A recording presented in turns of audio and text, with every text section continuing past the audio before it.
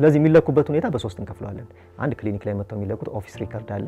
ሁለተኛው ታካሚው ቤት ውስጥ የሚለካው አለ። ሶስተኛ አምቡላቶሪ 24 ኦፍ ቢፒ ሞኒተር ኦር ሜዠርመንት አለ። 24 ሰዓት ሪከርድ አድርጎ ክሊኒክ ላይ ሪፖርት የሚያደርግበት አለ። የሲስቶሊክ ብለድ ፕሬሸር እና ዳያስቶሊክ ብለድ ፕሬሸር በሜዲካል ቃላት የሚገለጹ ልኬቶች አሉ።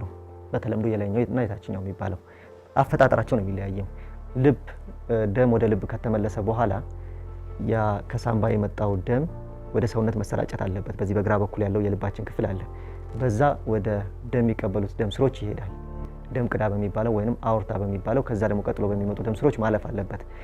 በዛ መካከል ላይ ግን ቫልቮች አሉ ወደ ኋላ እንዳይመለስ የሚከላከሉ። ደም ወደ ልብ ከገባ በኋላ የሚፈጠር ፕሬሸር አለ፣ ወደ ደም ስር ለማስገባት የሚፈጠር ፕሬሸር። ያ የመጀመሪያ ተጠራቅሞ የሚመጣው ፕሬሸር ሲስቶሊክ ብለድ ፕሬሸር ወይንም በተለምዶ የላይኛው የደም ግፊት የምንለው አለ። ያ አንድ የመውጣት ከጀመረ በኋላ ግን እየቀነሰ ነው የሚመጣው ልብ ላይ ያለው ፕሬሸር። የመጨረሻው ደረጃ ያለማቋረጥ ደም በደም ስር እንዲፈስ የሚያደርገው ግፊት ግን የዳያስቶሊክ ብለድ ፕሬሸር ወይንም ደግሞ የታችኛው የደም ግፊት የምንለው አለ። ስለዚህ ሁልጊዜ የሲስቶሊኩ ከፍ ያለ ነው፣ የዳያስቶሊኩ ያነሰ ነው።